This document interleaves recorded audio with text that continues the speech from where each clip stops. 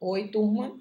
Hoje eu vim falar com vocês um pouco sobre o exercício que eu passei na plataforma do CIGA, referente a problema de pesquisa que nós discutimos na última aula. Como eu mencionei na última aula, a primeira atividade que nós temos quando vamos iniciar um projeto de pesquisa é pensar o problema. Claro que antes do problema nós temos que ter um tema, né? Então, na verdade, é ao par tema e problema. Os dois devem surgir juntos, né, ao iniciarmos um projeto. O tema, ele na verdade é o quê? São assuntos de interesse da área de ciência política. Então nós temos que pensar quais assuntos são relevantes para a ciência política que eu quero, que eu vou estudar. E esse assunto, ele tem que ter alguma pergunta, algum problema a ser respondido.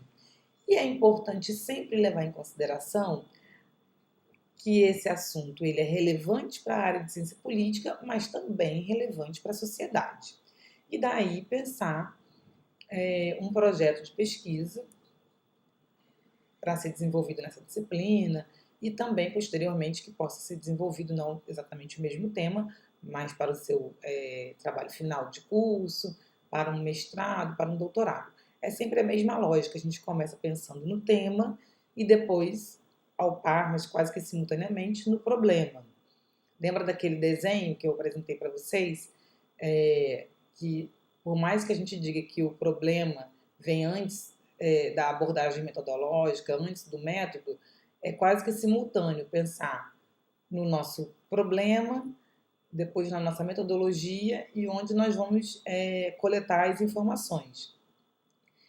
Então, pensado como que eu escolho um tema? Já falei, a gente tem que pensar algo que seja relevante para a ciência política e para a sociedade. Vamos pensar em um exemplo bastante concreto e que faz hoje parte da vida de todo mundo, a Covid-19. O problema da Covid-19, um problema sanitário, ele pode ser analisado à luz de diversas disciplinas.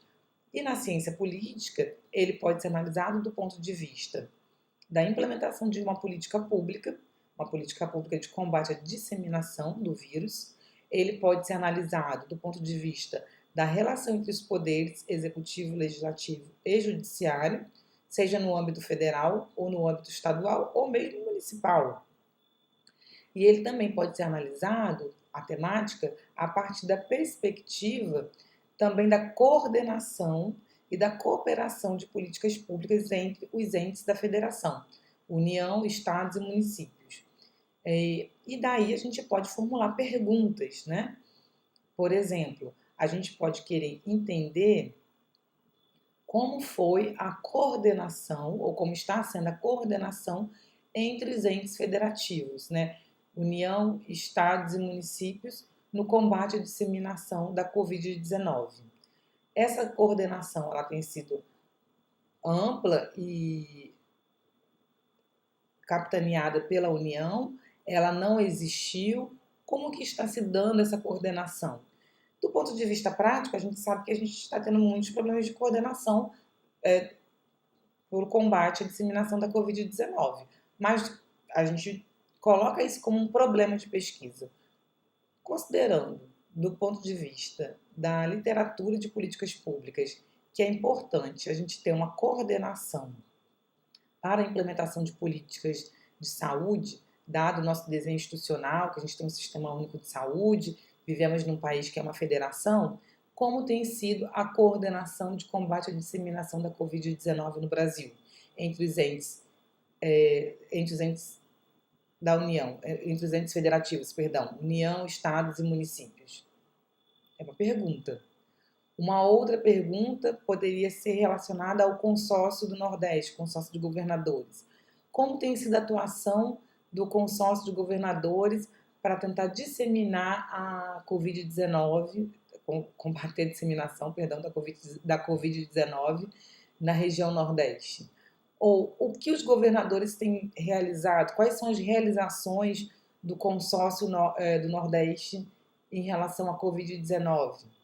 Quais são as ações, né, práticas desse consórcio?